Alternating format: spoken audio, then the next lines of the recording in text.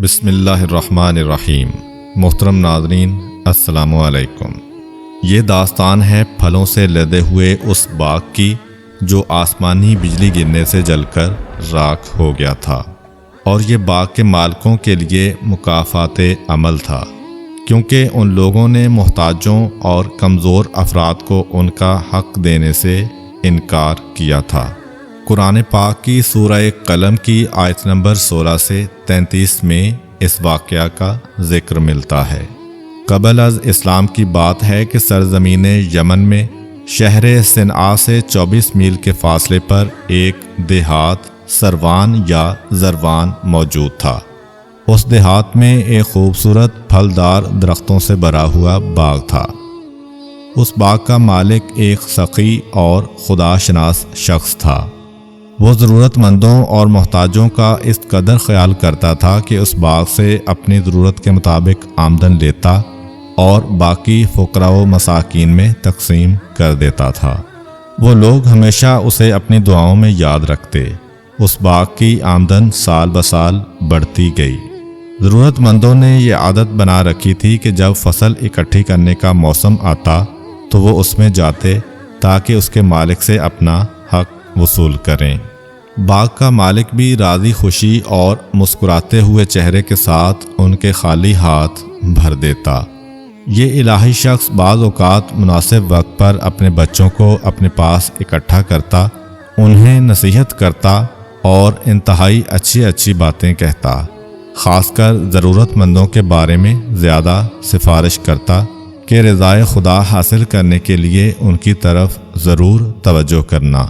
وہ اس باغ کی آمدن سے انہیں ان کی ضرورت کے مطابق دیتا، یہاں تک کہ اس شخص نے اپنی عمر کے آخری حصے میں اپنی اولاد کو اپنی وصیت میں زیادہ تاکید کی کہ کہیں ایسا نہ ہو کہ آپ لوگ ضرورت مندوں کو محروم کریں، لیکن افسوس کہ ان کے پاس سننے والے کان ہی نہ تھے۔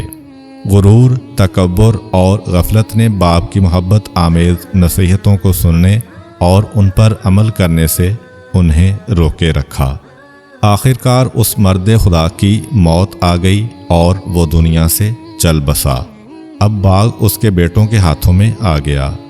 انہوں نے اپنے باپ کی وصیتوں کو فراموش کر دیا، یہاں تک کہ انہوں نے مل کر قسم کھائی کہ باغ کی آمدن صرف خود پر خرچ کریں گے اور ضرورت مندوں کو کچھ نہیں دیں گے۔ ہم خود بال بچوں والے ہیں، لہٰذا باغ اور زراعت کی آمدن اپنے لیے اکٹھی کریں گے۔ وہ لوگ اپنے اس پروگرام میں اس قدر سنجیدہ تھے کہ انہوں نے انشاءاللہ تک نہ کہا۔ جب فصل اکٹھی کرنے کا موسم آیا تو انہوں نے باہم مل کر ارادہ کیا کہ کل صبح سویرے غریبوں کی نظروں سے بچتے بچاتے باغ کے پھل توڑ کر لے آئیں گے۔ ضرورت مند و محتاج ان کے باپ کے زمانہ کی طرح اس امید سے باغ میں گئے کہ انہیں ان کا حق دیا جائے، لیکن وہ محروم لوٹے۔ اللہ تعالیٰ نے ان کنجوس، دنیا پرست اور مغرور مالکان باغ پر غضب ڈھایا۔ آدھی رات کے وقت موت کی نیند سلانے والی آسمانی بجلی اس باغ پر گرائی۔ اس نے سرسبز باغ کو جلا کر سیاہ رات کی مانند کر دیا، اور اس باغ میں راکھ کے علاوہ کوئی چیز باقی نہ رہی۔ سارا باغ جل کر کالی رات جیسا ہو گیا۔ باغ والے جو کہ اس واقعہ سے بالکل بے خبر تھے، انہوں نے صبح سویرے ایک دوسرے کو آواز دی اور پھل توڑنے کے لیے باغ کی طرف روانہ ہوئے۔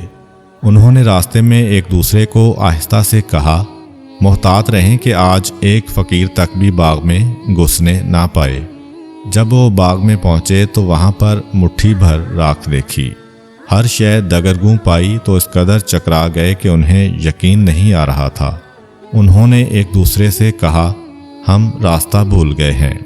پھر انہوں نے کہا، ہمارے ہاتھ سے سب کچھ چھن گیا ہے، ہم مکمل طور پر محروم ہو گئے ہیں۔ ان کا ایک بھائی جو سب سے عقل مند تھا، اس نے ان سے کہا، میں نے تمہیں نہیں کہا تھا کہ خدا کی تسبیح و تقدیس کریں؟ اب جب کہ ان کے غبارے سے غرور و تکبر کی ہوا نکل چکی تھی، خدا کی تسبیح و تقدیس کرنے میں لگ گئے، اپنے آپ کو ظالم و خطا کار کہنے لگے اور ایک دوسرے کو سرزنش کرتے ہوئے فریاد کرنے لگے، کہ ہائے ہمارے اوپر افسوس کہ ہم ظالم ہو گئے تھے۔ آخر کار وہ ہیلا و فریب کی وجہ سے کیفر کردار تک پہنچے اور اپنے کیے پر سخت پچھتانے لگے۔ لیکن اس ناگہانی عذاب نے ان باغ والوں کو اس قدر ہلا کر رکھ دیا کہ انہوں نے اس سے درس عبرت لیا، خاص کر اپنے ایک بھائی جو باقی تمام سے زیادہ عقل مند تھا کی نصیحت سے وہ خواب غفلت سے بیدار ہوئے اور توبہ کر لی۔ انہوں نے اپنے دل خدا سے وابستہ کرتے ہوئے کہا، امید ہے کہ خدا ہمیں اس سے بہتر باغ عطا کرے گا۔ عبداللہ بن مسعود رضی اللہ تعالیٰ عنہ سے نقل ہوا ہے کہ جب انہوں نے حقیقی توبہ کر لی تو اللہ تعالیٰ نے ان کی صداقت کو جانتے ہوئے انہیں سرسبز و شاداب باغ عطا کیا۔ اس کے درخت اچھی نسل کے پھلوں سے بھرے ہوئے تھے، خاص کر اس میں انگور کے خوشے اس قدر بڑے تھے کہ آج تک ان کے مانند کسی نے نہیں دیکھے تھے۔ بے شک اللہ تعالیٰ کی بارگاہ میں سچے دل کے ساتھ کی ہوئی توبہ بڑے سے بڑے گناہ کو دھو ڈالتی ہے۔ اللہ تعالیٰ ہمیں گناہوں سے بچیں اور نیک اعمال بجا لانے کی توفیق عطا فرمائے، آمین۔ امید کرتا ہوں کہ آپ کو آج کی ویڈیو اچھی لگی ہوگی۔ اگر آپ کو ہماری ویڈیو اچھی لگی ہے تو ویڈیو کو لائک کریں اور مزید اس طرح کی ویڈیوز دیکھنے کے لیے ہمارا چینل سبسکرائب کر لیں۔ ملتے ہیں نیکسٹ ویڈیو میں، اجازت دیجیے، اللہ حافظ۔